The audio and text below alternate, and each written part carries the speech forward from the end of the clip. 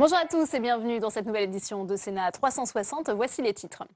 Myriam El Khomri reconnaît des critiques et des remarques sincères sur son projet de loi. De retour en Conseil des ministres après une chute, la ministre du Travail se dit prête à discuter. Le gouvernement pourrait revoir sa copie et tenter de limiter les contrats précaires. Cela suffira-t-il à calmer la contestation étudiante? On posera la question à notre invité William Martinet, le président de l'UNEF.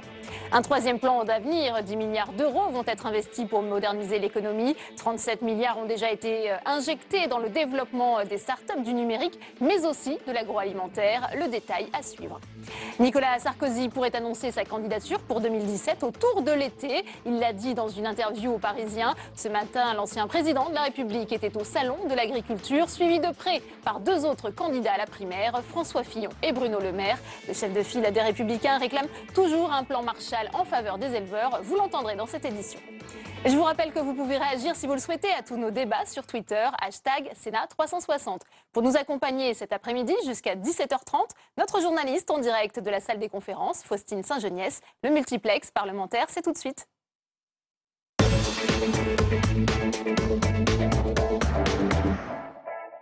Mais avant de développer tous ces thèmes, le Sénat ne devrait pas inscrire la déchéance pour les binationaux dans la Constitution. En renonçant à le faire, il faciliterait ainsi un éventuel accord avec les députés sur le texte. Bruno Retailleau l'a dit ce matin dans notre émission Territoire d'Info. On écoute tout de suite le chef de file des Républicains au Sénat. Nous dirons oui à la déchéance, mais non à la patridie. C'est-à-dire que nous n'inscrirons pas les binationaux dans le texte de la Constitution. Ça peut choquer certains, je le comprends parfaitement, mais nous respecterons la parole du président de la République exprimée, et j'y étais devant tous les parlementaires à Versailles. Il avait dit non à la patridie. Eh bien, nous inscrirons dans le texte que la patridie est interdite. Le Sénat ne sera pas dans une posture politicienne. Ce qui nous importe, c'est la sécurité des Français. Mais le problème ne sera pas à droite. Le problème, c'est la division à gauche. Et je doute, quel que soit le texte, que désormais, la gauche puisse avoir une vraie majorité, parce qu'il n'y aura plus le remaniement, il n'y aura plus l'arme du remaniement. Et il y a eu la bombe à fragmentation qui est la loi El Khomri. Et désormais, la gauche est encore plus divisée qu'elle n'a pu l'être lors de la première lecture de la révision constitutionnelle à l'Assemblée nationale. Tam Tranny nous a rejoint sur ce plateau. Bonjour Tam, notre journaliste parlementaire. Alors Tam, on a entendu Bruno Retailleau. Est-ce que ça veut dire que la droite sénatoriale serait prête finalement au compromis? Écoutez, très clairement, on sent une inflexion. La droite sénatoriale ne veut surtout pas être accusée de faire capoter la révision constitutionnelle, surtout sur la déchéance de nationalité. La déchéance de nationalité a été réclamée depuis des années par certains parlementaires de droite. C'est donc un marqueur de la droite.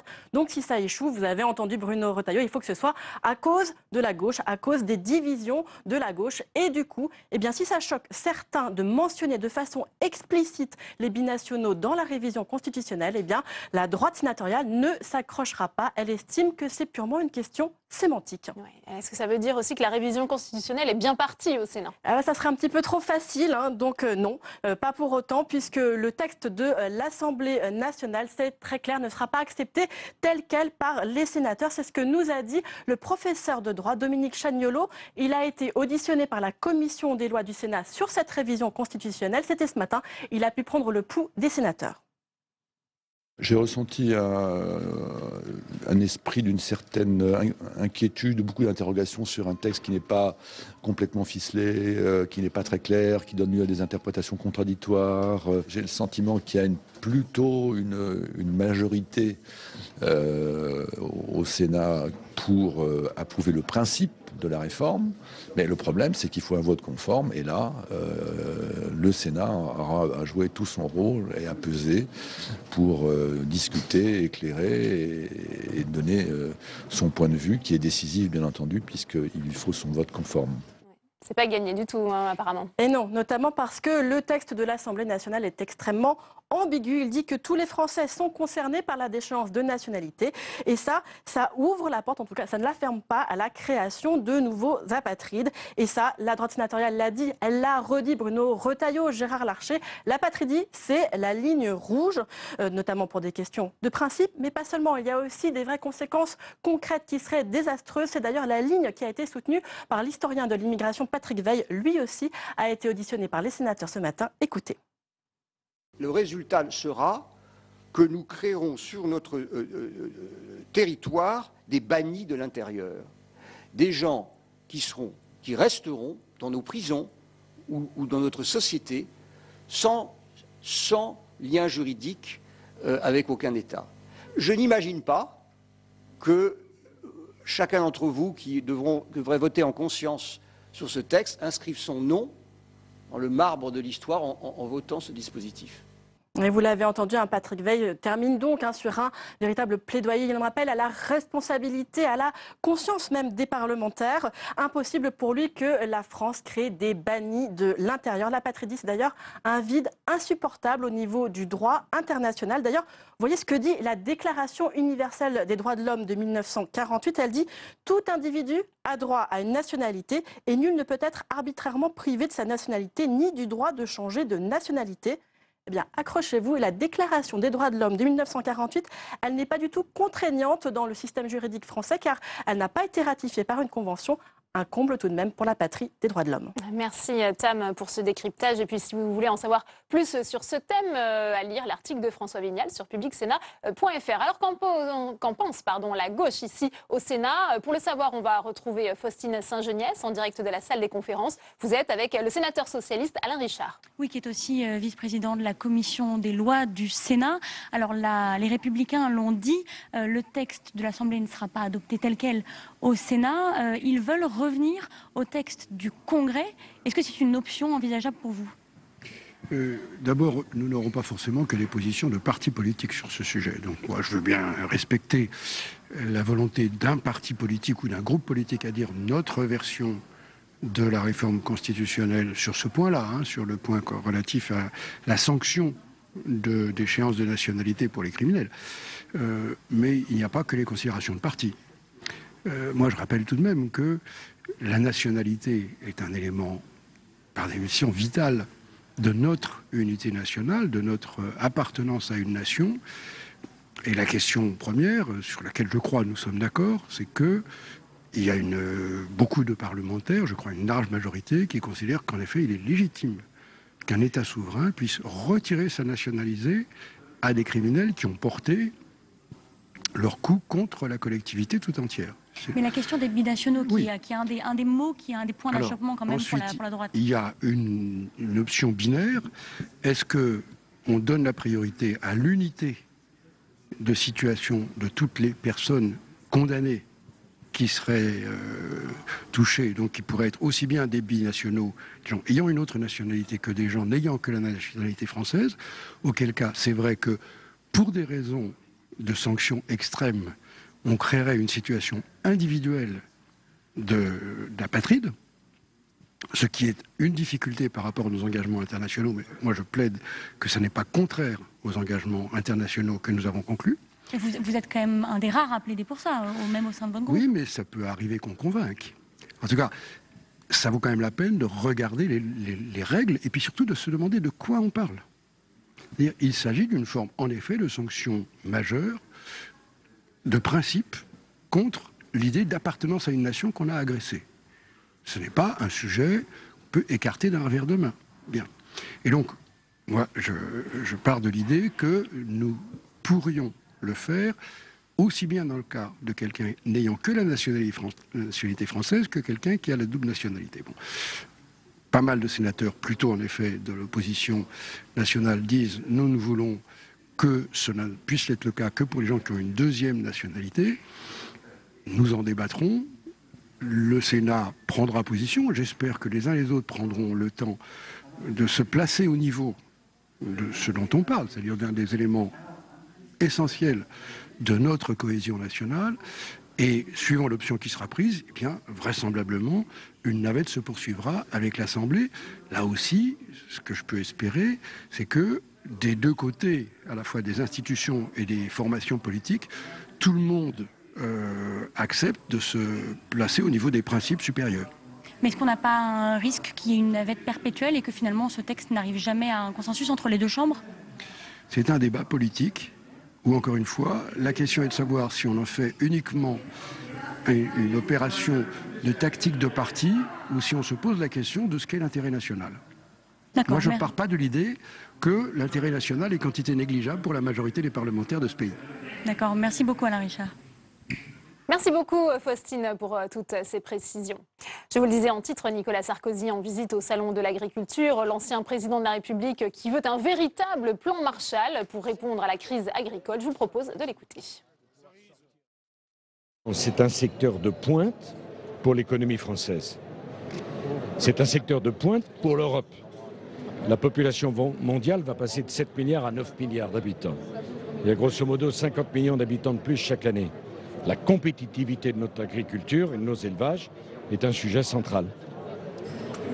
La question la plus importante, c'est celle de la compétitivité de l'agriculture par la baisse des charges et par la baisse des normes. Mais nous, ce que nous voulons, c'est que la ruralité vive et que l'agriculture française redevienne l'agriculture compétitive. Écoutez, je ne sais pas si c'est le hasard, en tout cas depuis que M. Hollande est arrivé, on est passé du 3e rang mondial au 5e rang mondial. On est passé de 10 milliards d'excédents de la balance commerciale à 8 milliards. Nous voulons stopper cette dégradation parce que nous croyons dans l'agriculture et parce que nous pensons qu'aujourd'hui la priorité doit être la ruralité. Mais il y a une désespérance, il y a une angoisse qui est très préoccupante. Jamais je n'ai vu la France dans cet état de stress. Parce qu'au fond, la question que nous posent les agriculteurs, comme tant de Français, c'est est-ce que la France ça va pouvoir continuer à exister? C'est un problème identitaire absolument central. Et c'est pour ça que je veux prendre le temps avec mes amis d'écouter ce qu'on a à me dire, d'entendre, parfois des compliments, parfois des critiques, mais pour essayer de trouver des solutions pour résoudre les problèmes. C'est ça qui est en cause. Et autre visite au Salon de l'Agriculture, celle de François Fillon, l'ancien Premier ministre, lui aussi en campagne pour la primaire des Républicains. Et pour lui, l'agriculture française va dans le mur. Il en appelle au chef de l'État. Je vous propose de l'écouter. Au mois de juillet 2015, j'avais, avec beaucoup de mes amis parlementaires qui sont ici à côté de moi aujourd'hui, signé une lettre ouverte à François Hollande en lui disant l'agriculture va dans le mur, il faut prendre des mesures immédiates, et on avait proposé des mesures urgentes. François Hollande nous a superbement ignorés. Il est maintenant dans cette situation de blocage qui est gravissime pour nos territoires. Et il semble qu'il n'ait pour le moment aucune solution pour sortir l'agriculture de cette crise. Ça fait 25 ans que je viens au Salon de l'Agriculture, tous les ans, et je continuerai à y venir parce que c'est l'âme française qui bat ici, parce que l'agriculture, c'est à la fois un atout économique considérable. On n'imagine pas un pays comme la France sans ses productions agricoles. C'est d'ailleurs un message que je veux envoyer à la grande distribution. Je suis pour la liberté, je suis pour la contractualisation avec la grande distribution, mais la grande distribution devrait comprendre qu'en tuant les producteurs, elle scie la branche sur laquelle elle est assise. On ne peut pas imaginer qu'un jour la France n'ait plus de producteurs. Le troisième plan d'investissement d'avenir du gouvernement sera bien lancé. Confirmation ce matin du Premier ministre Manuel Valls. Objectif doper l'innovation et la recherche. Le détail avec Nathalie Guilloire. Manuel Valls acte le troisième plan d'investissement d'avenir pour un montant de 10 milliards d'euros. À la sortie du Conseil des ministres ce matin, Stéphane Le Foll a défendu l'idée d'un État régulateur, d'un État stratège. Ces 10 milliards d'euros seront consacrés à la formation, à la recherche, à leur valorisation et à l'innovation. Avec ce plan, le chef de l'État confirme sa stratégie. Dès le mois de mars 2015, François Hollande déclarait « La France a besoin d'universités fortes ». Le premier plan d'investissement d'avenir, le PIA, a été lancé en 2010 par Nicolas Sarkozy. L'ensemble de ces plans successifs représentera 47 milliards d'euros investis. En plus de l'innovation et de la recherche, il finance la transition écologique. Seul point négatif, la Cour des comptes avait relevé en décembre dernier des dérives à corriger.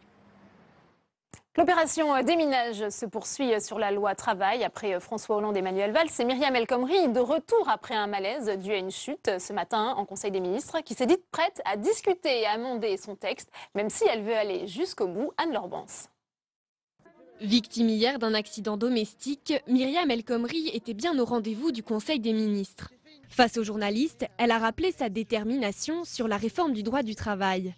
Il y a des remarques, des critiques sincères qui s'exprime s'agissant de ce projet de loi. Aujourd'hui, il y a un calendrier de concertation que nous avons mis en œuvre. Nous allons prendre ces 15 jours de temps, d'échange, d'écoute et de dialogue pour essayer de trouver un bon point d'équilibre. Mais ce projet de loi est essentiel pour notre pays. Une ligne de conduite suivie par Manuel Valls. Face à la contestation généralisée du monde syndical, le Premier ministre a décidé de reporter son voyage en Nouvelle-Calédonie afin de mener à bien des entretiens avec les partenaires sociaux. Mais les concertations prévues le 7 et 8 mars prochains s'annoncent tendues.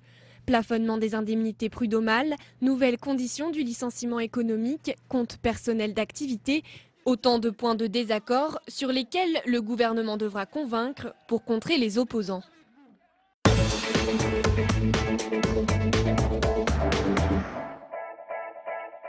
William Martinet, bonjour. Vous êtes président de l'UNEF, c'est le premier syndicat étudiant. Alors, on a entendu la ministre Myriam El Khomri qui parle de critiques sincères qui s'expriment. Elle veut visiblement en tenir compte pendant les 15 jours pendant lesquels le gouvernement veut revoir sa copie sur ce projet de loi très controversé. On sait que la contestation ne cesse de croître. Est-ce que ce temps, finalement, ce signe d'apaisement, on a entendu des mots comme échange, dialogue, écoute, est-ce que ça vous rassure ?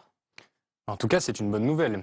Que le gouvernement qui, il y a encore quelques jours, nous expliquait que ce projet de loi n'était pas négociable, pas discutable, qui maintenant reporte la présentation du projet de loi, veut ouvrir des concertations, ça montre qu'il est fébrile et ça montre qu'il commence à comprendre que chez les jeunes et chez les salariés de ce pays, il y a une contestation qui est en train de monter, il y a des manifestations qui s'annoncent. Donc tout ça est une bonne nouvelle, mais maintenant la question de fond, c'est de quoi on discute. Discuter d'emploi et notamment d'emploi des jeunes, évidemment l'UNEF, elle y est prête. Et d'ailleurs, ça faisait des mois qu'on toquait à la porte du ministère du Travail. Vous êtes pour pouvoir pro-dialogue et discuter pourtant vous maintenez la pression en maintenant cette journée de mobilisation le 9 mars. Exactement. Notre position, ça reste le retrait de ce projet de loi justement pour pouvoir discuter sereinement des questions d'emploi, tout simplement parce que le contenu de ce projet de loi, sa philosophie, je reprends les termes du ministre de l'économie, c'est flexibiliser et donc précariser, et ce sont les jeunes qui en seront les premières victimes. Et c'est cette logique-là qui est inacceptable.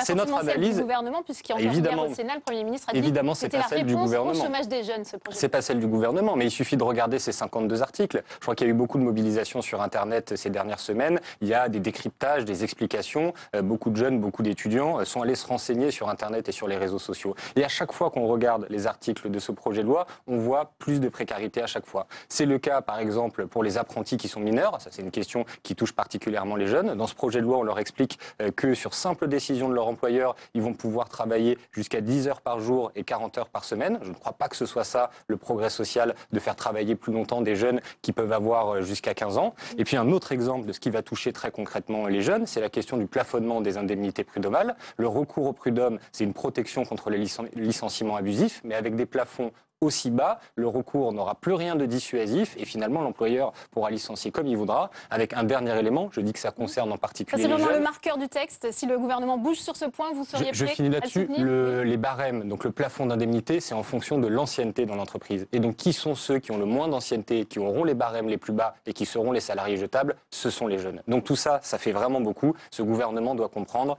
Retrait du projet de loi pour enfin discuter sur nos vraies préoccupations. Oui, on sait que la mobilisation ne cesse de croître, on l'indique avec cette pétition sur Internet, cette manifestation le 9 mars qui est maintenue. Est-ce que finalement vous êtes prêt à porter la responsabilité aussi d'un mouvement type CPE qui avait conduit au retrait de ce texte ? En tout cas, nous avons la conviction que pour réussir à se faire entendre par ce gouvernement, il y a besoin d'une mobilisation sociale, il y a besoin d'un rapport de force. C'est quand même extraordinaire que depuis le moment où on a annoncé une date de manifestation le 9 mars, ce gouvernement vient de se rappeler qu'il y a des jeunes dans ce pays, qu'il va peut-être falloir discuter avec eux. Donc malheureusement, c'est la seule méthode qui fonctionne. Il faut se faire entendre, il faut manifester. Donc le 9 mars, c'est une première étape. On aura notamment beaucoup d'universités qui rentrent tout juste de vacances. Oui. Donc les actions seront très différentes selon les villes universitaires, mais l'objectif c'est de faire monter en charge cette mobilisation et on a d'ailleurs demain après-midi une réunion avec l'intersyndicale où l'objectif c'est de trouver une date de mobilisation unitaire qui rassemble largement on voit bien les que cette jeunes et les mobilisation salariés. fait peur au gouvernement et pourrait déstabiliser l'exécutif. Est-ce que vous êtes prêt à en porter la responsabilité? On rappelle que votre syndicat est marqué à gauche.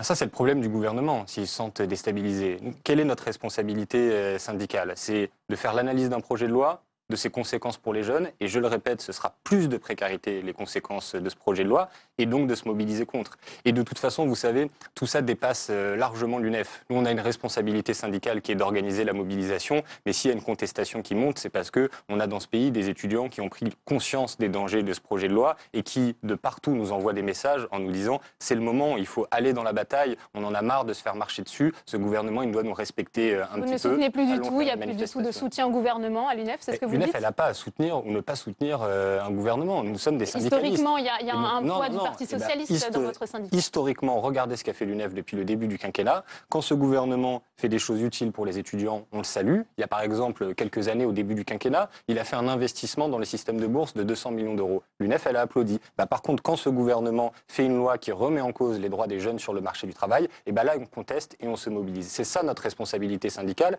Et donc, je sais qu'il y en a beaucoup qui, sûrement pour affaiblir la mobilisation, ont envie de nous prêter de mauvaises intentions. Mais encore une fois, nous, on assume, on est là pour porter la voix des étudiants. Et les étudiants, ce qu'ils nous disent aujourd'hui, c'est stop, ça suffit. On en a marre de se faire marcher sur les pieds. Il faut que ce projet de loi il soit retiré. Ouais. Est-ce que vous demandez à être reçu? On sait que les partenaires sociaux vont être consultés. Est-ce que vous demandez à être reçu sur ce projet de loi travail? Et on espère pouvoir être reçu. Encore une fois, il serait temps que ce gouvernement se rappelle qu'il y a des jeunes dans ce pays.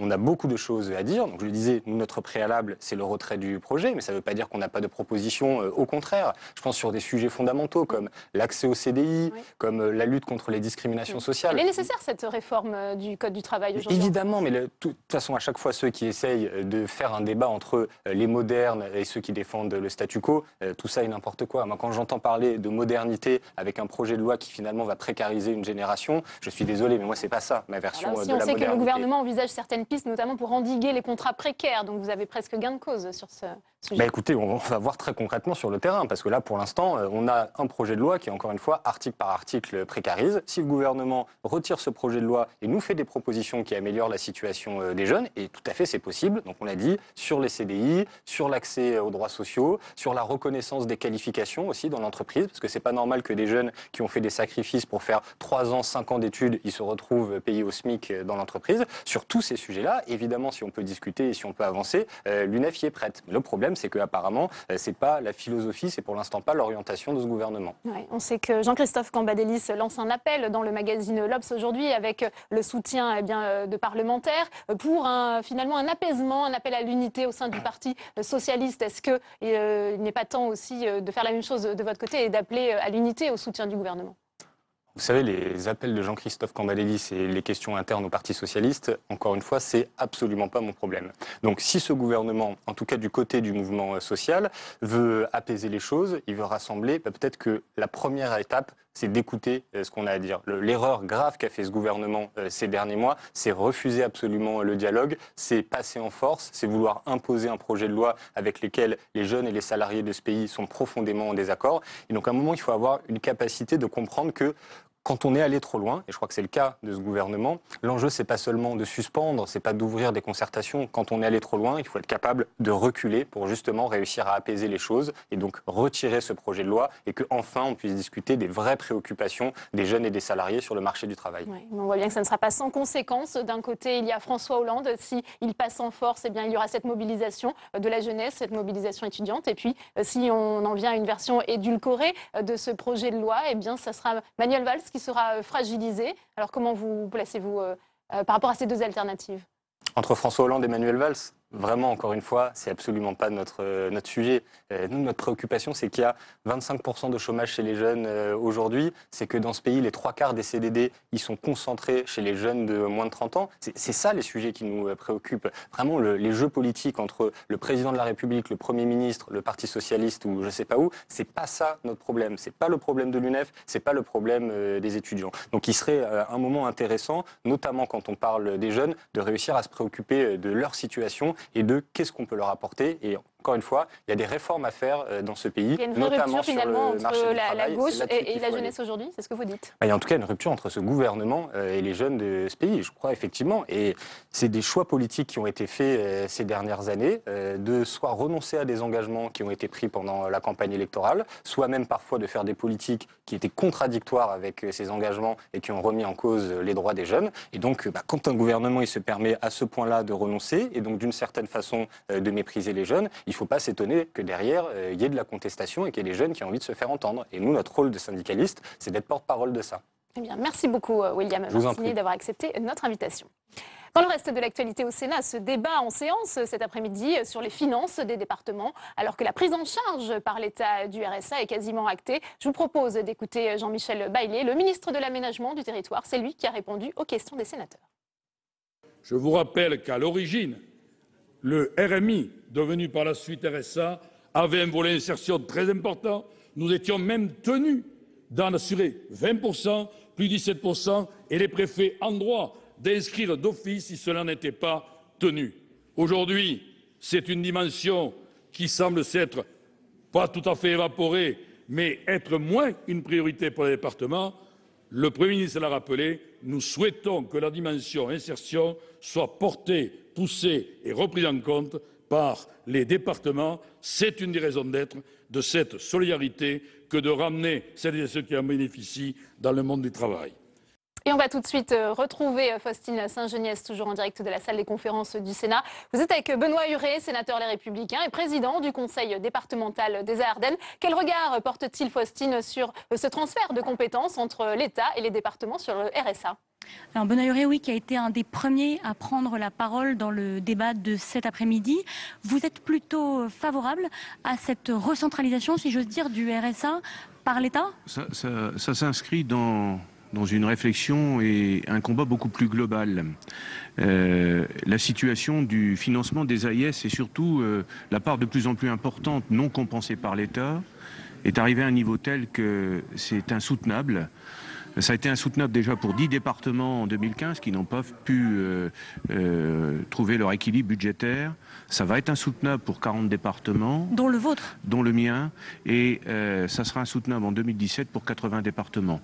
Donc devant cette situation et cette mission très particulière qui est la mise en œuvre d'un des aspects du pacte républicain français qui est issu du Conseil national de la résistance, tout simplement la mise en œuvre de la solidarité à l'égard des plus fragiles d'entre nous, c'est au département que ces choses-là ont été confiées au fil du temps et au fil des législations qui ont fait en sorte que notre nation soit plus généreuse à l'égard des plus fragiles d'entre nous, les personnes âgées, les personnes handicapées, les personnes relevant des minima sociaux.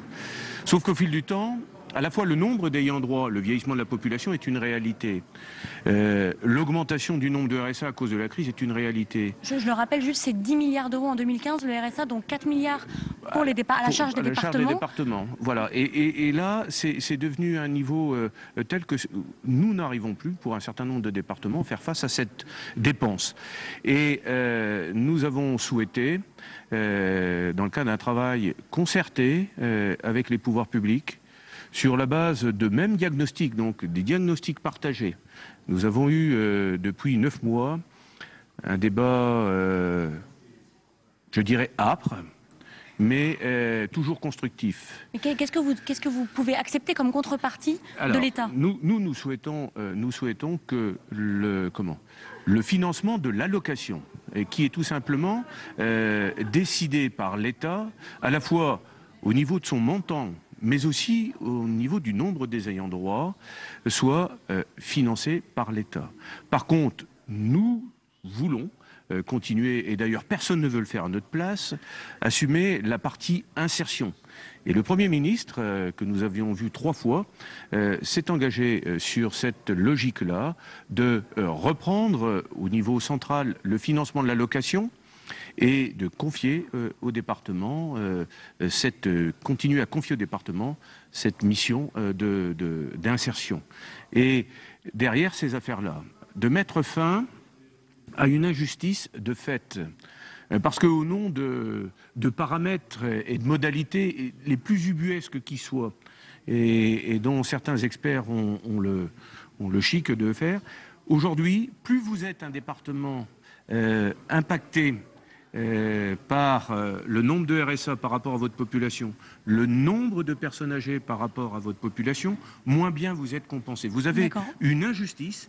Le reste à charge par habitant dans un département, d'un département à l'autre, c'est-à-dire ce que l'État ne compense pas, ça va de 77 € par habitant à 217 €. D'accord, ce sera le mot de la fin alors. Voilà, merci beaucoup, merci beaucoup monsieur. Au revoir. Je vous rends cette affaire. Merci beaucoup Faustine pour toutes ces précisions. Une petite révolution et un pas de plus vers un Sénat plus vert. La Commission du développement durable a décidé de dématérialiser l'ensemble de ses travaux. Elle n'utilisera plus de papier lors de ses réunions. Jordan Klein et Géraldine Bavoileau. C'est une première au Sénat, dématérialiser les textes. À l'occasion des travaux de la Commission du développement durable sur l'économie bleue, le papier est banni. Conséquence, quelques 8229 pages sont économisées. Cette nouvelle méthode de travail s'appuie sur l'équipement personnel des sénateurs en tablettes et ordinateurs portables. Une pratique qui va s'étendre à l'ensemble des travaux en commission. On a une application extrêmement simple sur laquelle on se connecte avec un mot de passe. Vous avez accès aux documents sur le projet de loi, vous avez accès à l'ensemble des amendements et vous avez accès aussi à la comparaison du texte entre le texte initial et le texte amendé. Donc il suffit de cliquer dessus et de dérouler ensuite de manière assez simple les amendements. La mesure ne fait pas l'unanimité, même du côté des écologistes. Moi, je préfère travailler sur le papier. Alors, c'est vieux jeu, c'est pas dans l'air du temps, c'est pas très écolo, mais tant que ça ne restera que ça, voilà ma position. À titre d'exemple, pour la loi biodiversité, 60 700 pages ont été imprimées. Le président de la Commission du développement durable se félicite de cette initiative. Actuellement, continue à travailler avec du papier, que ce soit en séance ou en commission pour examiner les amendements. Et chaque année, ça représente des centaines de milliers, peut-être même davantage de feuilles de papier. Et j'ai considéré, en tant que président de la commission chargée du développement durable, que nous avions à donner l'exemple. Une mesure qui va dans le sens des nouvelles résolutions du Sénat pour diminuer son empreinte écologique. 17h passées de 2 minutes, toujours en direct sur Public Sénat. Tout de suite, le rappel des titres. Myriam El Khomri reconnaît des critiques et des remarques sincères sur son projet de loi. De retour en Conseil des ministres après une chute, la ministre du Travail se dit prête à discuter. Le gouvernement pourrait revoir sa copie et tenter de limiter les contrats précaires. Un troisième plan d'avenir, 10 milliards d'euros vont être investis pour moderniser l'économie. 37 milliards ont déjà été injectés dans le développement des start-up, du numérique mais aussi de l'agroalimentaire. Le détail à suivre. Les essais cliniques en question après la mort d'un patient à Rennes. Le Sénat n'exclut pas de faire évoluer la loi pour garantir la sécurité des volontaires. Des auditions ont eu lieu aujourd'hui par la Commission des affaires sociales. Décryptage et débat dans un instant. Et je vous rappelle que vous pouvez réagir à tous nos débats sur Twitter avec le hashtag Sénat 360. Pour nous accompagner jusqu'à 17h30, notre journaliste en direct, Faustine Saint-Geniès. Le multiplex, c'est tout de suite.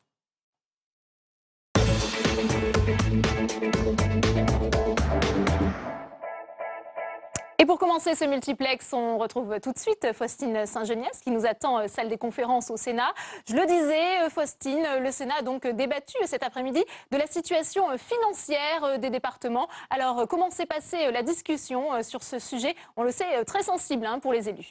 Oui, c'était même plus qu'un débat, c'était un cri d'alerte, voire un chant du cygne pour tous les représentants des départements. Ils sont nombreux au Sénat à être également présidents de conseil départemental. Ils disent tous de manière unanime que la situation est au bord de l'explosion, que les départements risquent de disparaître par asphyxie. Pour vous donner juste une petite idée, beaucoup s'inquiètent de la baisse des dotations de l'État. Un chiffre, un seul, c'est une baisse de 4 milliards d'euros sur la période 2014-2017, donc une baisse des recettes des départements qui est conjuguée avec une hausse considérable de leurs dépenses. Les départements sont responsables des solidarités sociales et territoriales avec principalement le RSA qui a explosé ces dernières années, 10 milliards d'euros.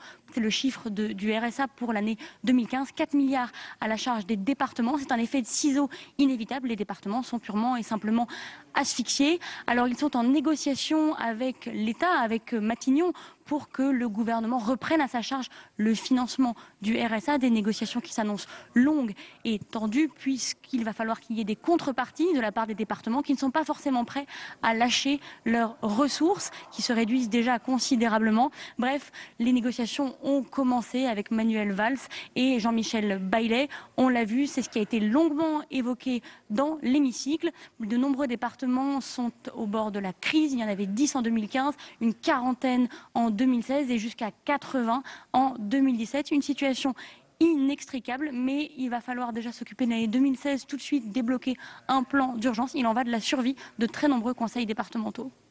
Merci Faustine.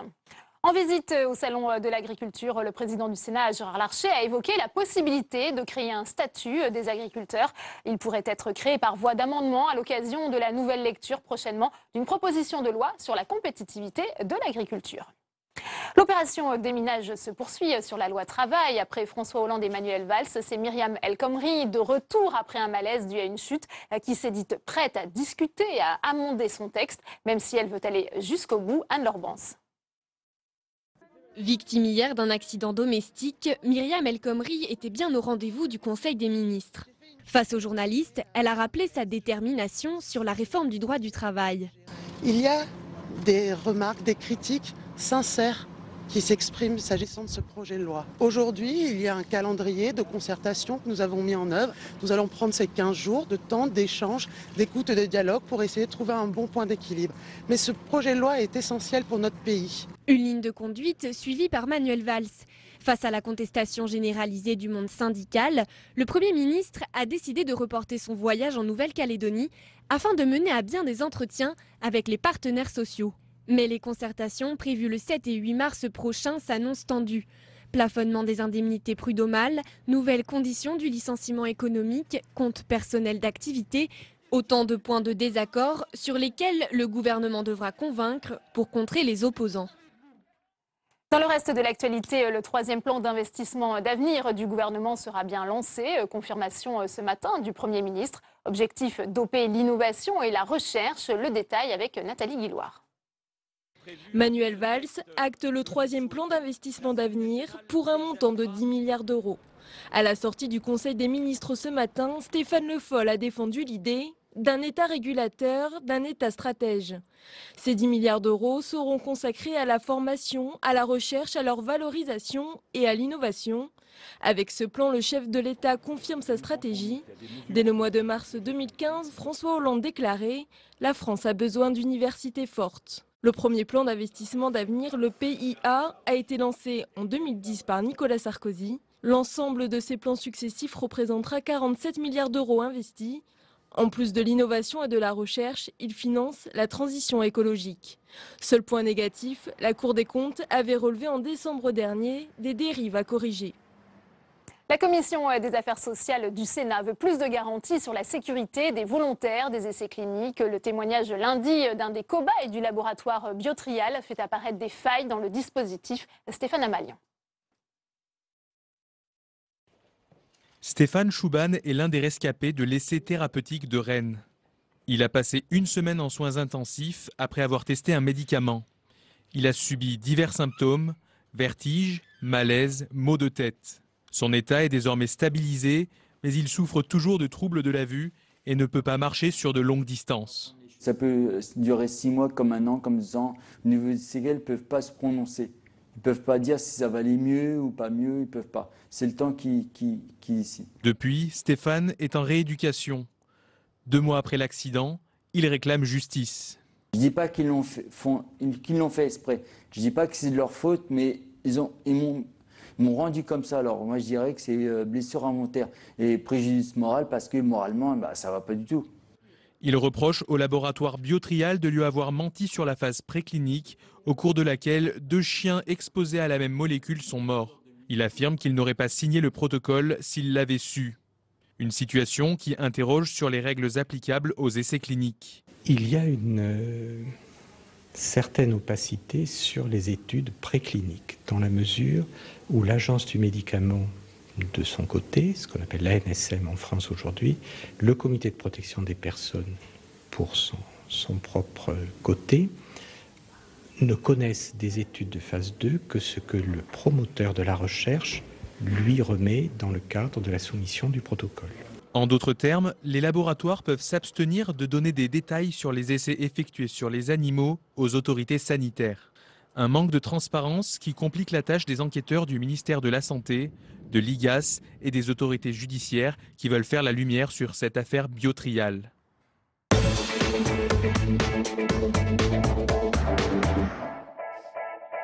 Et on ouvre pour le débat de Sénat 360 avec nos invités sur ce plateau. J'accueille Gilbert Barbier. Bonjour, vous êtes sénateur RDSE du Jura. Vous êtes également le vice-président de la Commission des affaires sociales du Sénat. Vous avez interpellé la ministre de la Santé, Marisol Touraine, sur les essais cliniques hier. On verra avec vous quelle est votre position. Également avec moi sur ce plateau, Patrick Peton. Bonjour, vous êtes le président du comité de protection des personnes de Nancy Est 3.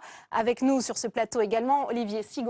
Bonjour, vous êtes sénateur UDI-UC de la Haute-Loire, membre de la Commission des affaires sociales. Et enfin, Christian Fonck-Brentano, vous êtes responsable du centre d'investigation clinique de l'INSERM à la Pitié-Salpêtrière à Paris. Gilbert Barbier, je le disais, vous avez interpellé Marisol Touraine hier. On sait que le Sénat a commencé des auditions sur ces essais cliniques ce matin.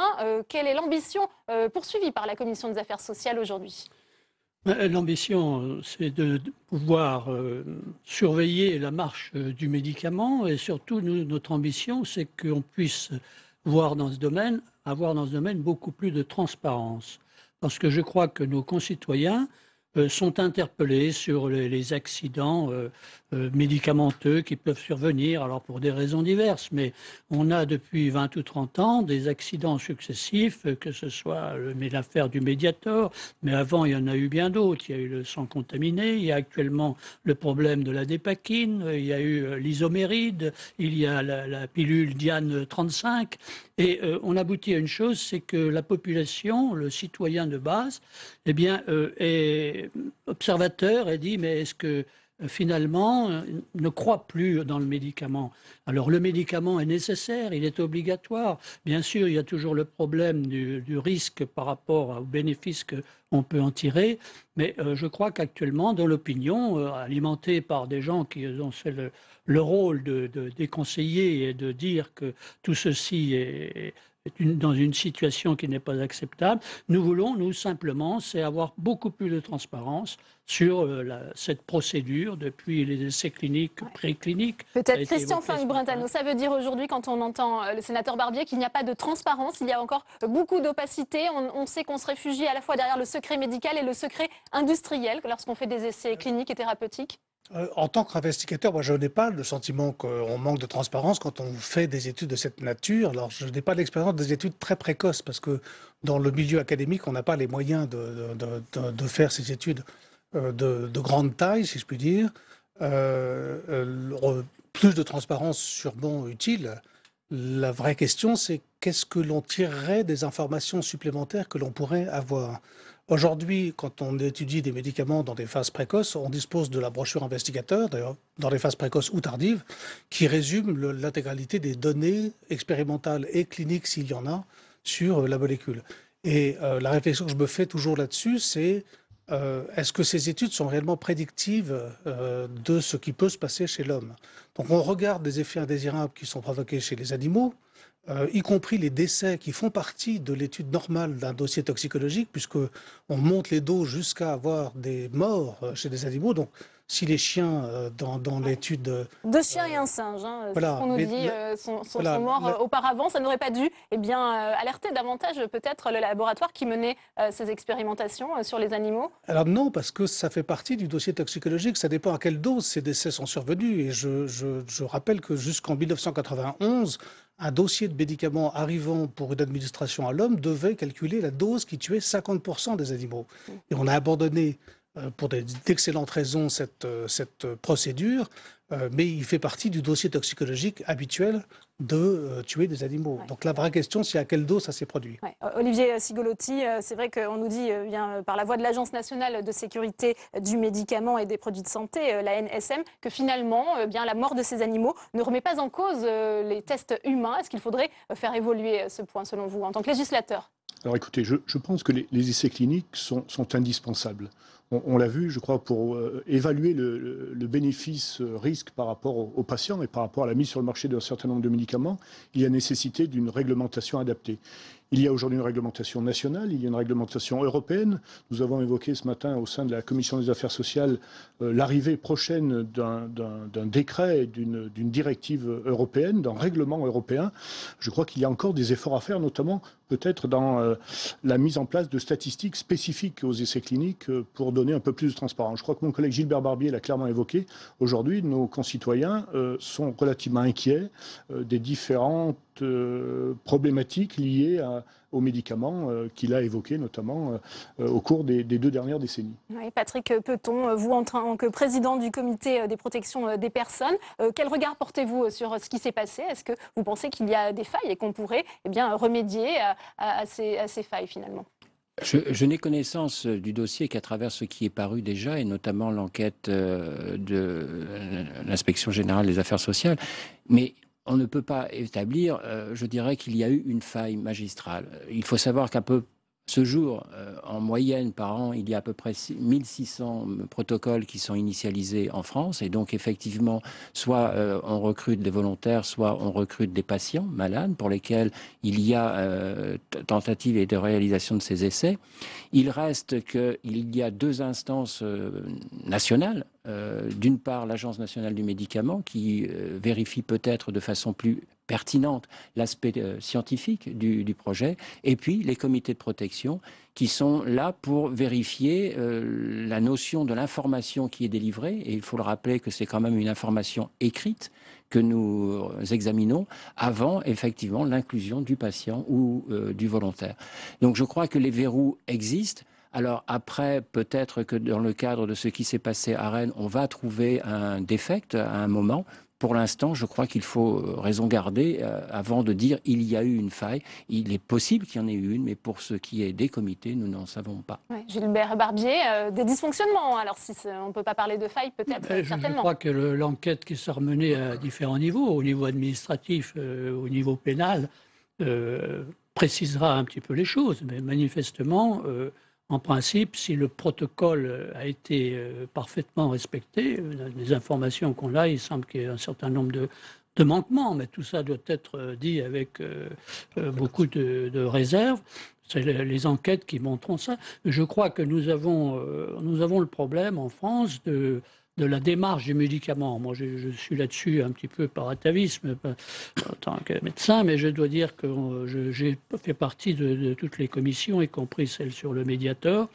Et on voit que de temps en temps, il se produit un certain nombre.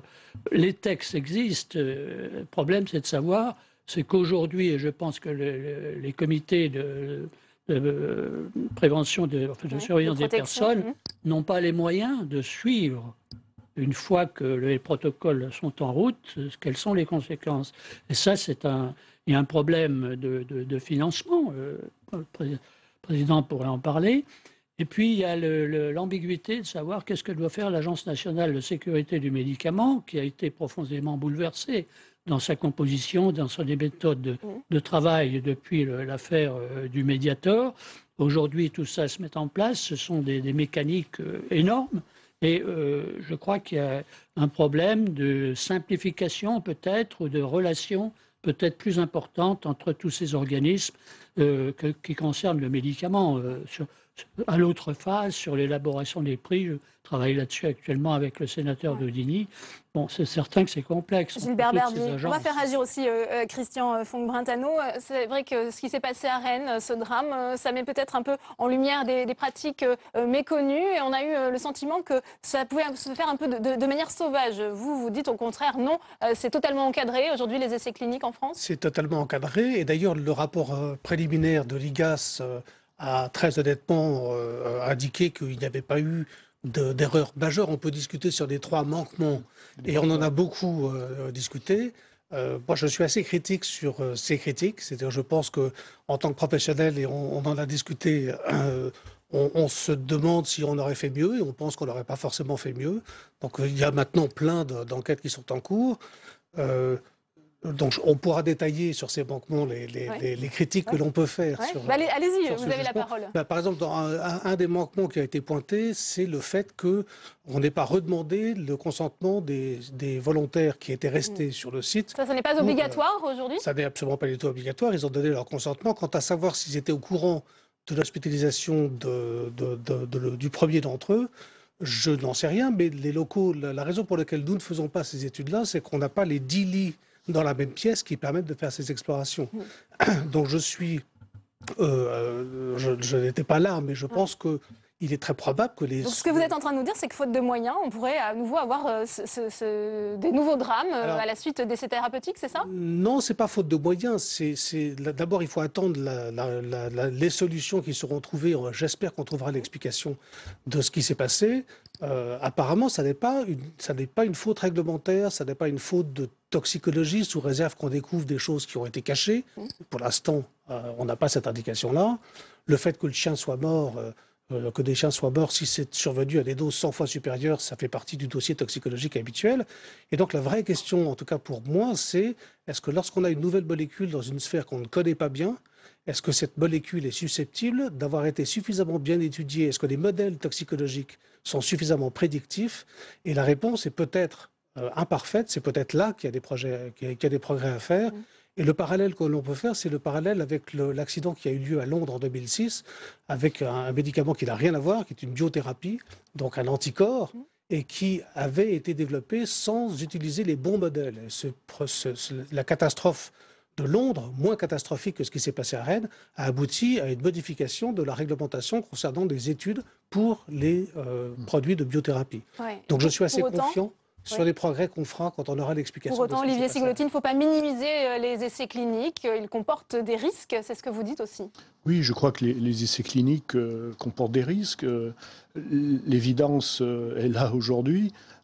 Ce qu'il sera nécessaire à l'avenir, c'est effectivement d'avoir toute la transparence sur ce qui s'est passé à Rennes. Je crois que dans l'intérêt des personnes, mais aussi dans l'intérêt de la recherche clinique, je crois qu'on ne pourra pas se retrancher derrière le secret médical ou le secret industriel par rapport à ces expérimentations. Et il nous faudra avoir toute la transparence. Alors, peut-être pas dans les semaines ou dans les mois à venir, mais je l'espère le plus vite possible pour que l'on puisse tirer les enseignements de ce qui s'est passé au laboratoire de Rennes. En tout cas, il y aura un avant et un après Rennes. C'est ce qu'a dit Marisol Touraine, la ministre de la Santé. Elle vous répondait d'ailleurs hier dans l'hémicycle Gilbert Barbier. Je vous propose de la réécouter. L'IGAS ne trouve pas à ce stade d'explication crédible à l'accident qui s'est produit. En revanche, elle a dit que des manquements graves avaient été observés dans le comportement du centre d'essai.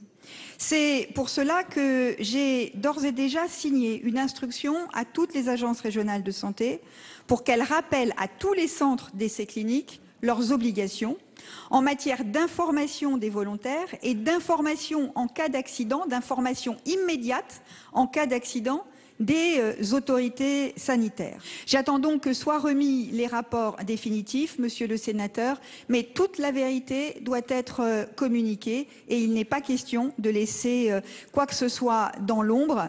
C'est un engagement que j'ai pris et cet engagement, je le tiendrai.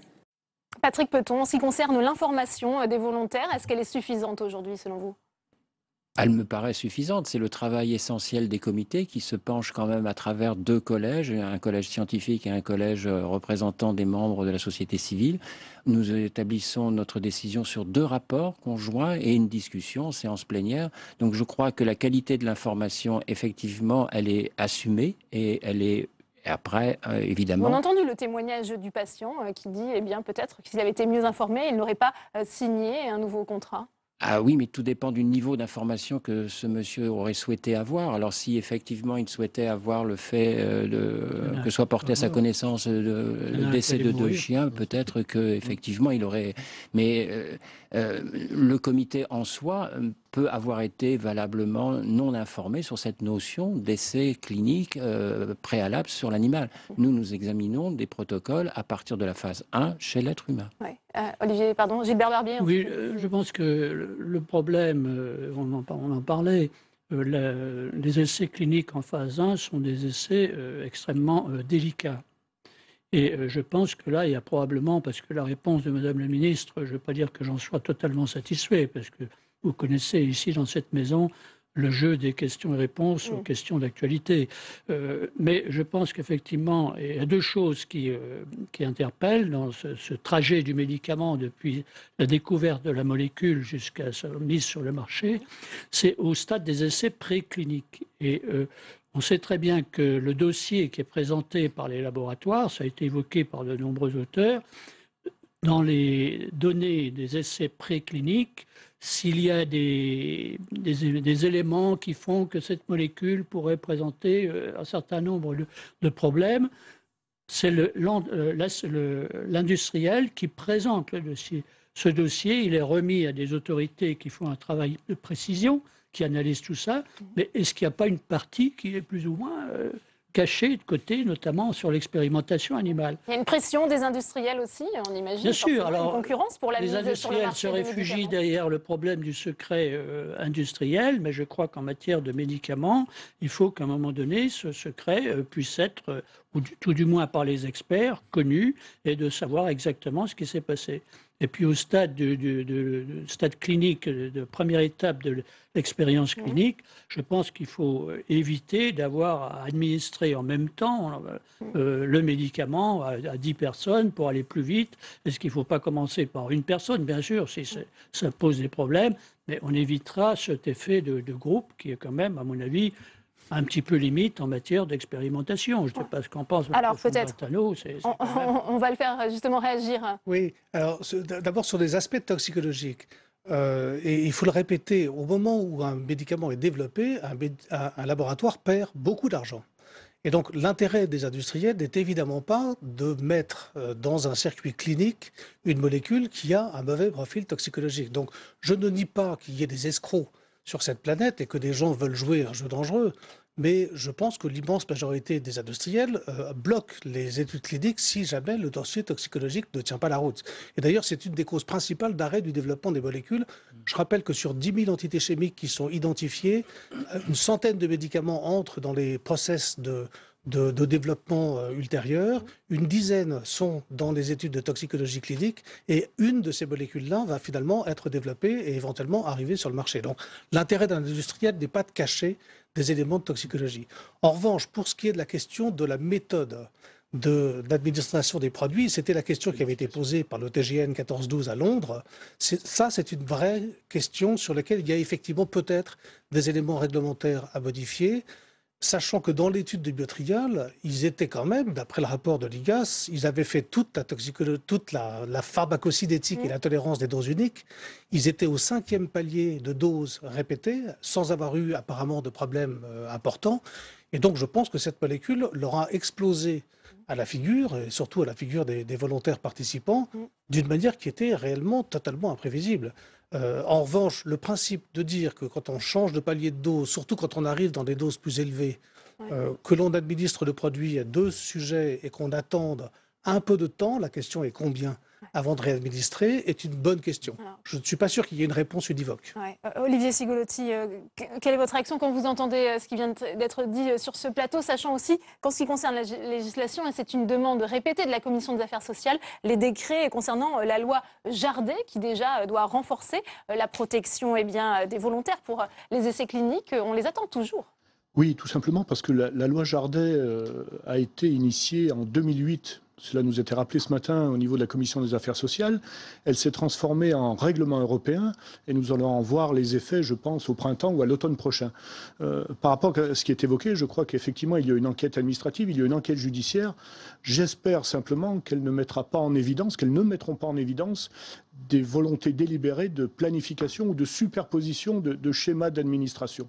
Lorsqu'on parle des industriels, effectivement, on peut comprendre la tentation qui pourrait être grande chez les industriels, effectivement, de raccourcir ces délais d'expérimentation et de superposer un certain nombre de schémas leur permettant de gagner du temps, donc de l'argent. Ouais. Sur la loi Jardet, peut-être Patrick Peton, elle doit aussi renforcer finalement la possibilité pour les comités de protection des personnes de travailler dans des médicaments.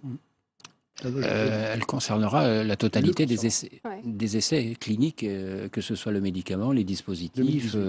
Et donc, effectivement, il y aura un travail encore plus important qui nécessitera certainement un renforcement en personnel et en moyens pour que les comités puissent assumer la totalité de cette fonction. Eh bien, merci messieurs d'avoir participé à ce débat. C'est la fin de cette édition. Merci à vous de l'avoir suivi. Tout de suite, émission spéciale sur Public Sénat depuis le Salon de l'Agriculture autour de Perrine Tarnaud et ses invités, notamment le président du Sénat, Gérard Larcher. Et on se retrouve demain pour une nouvelle émission à partir de 15h. Bonne suite des programmes sur Public Sénat.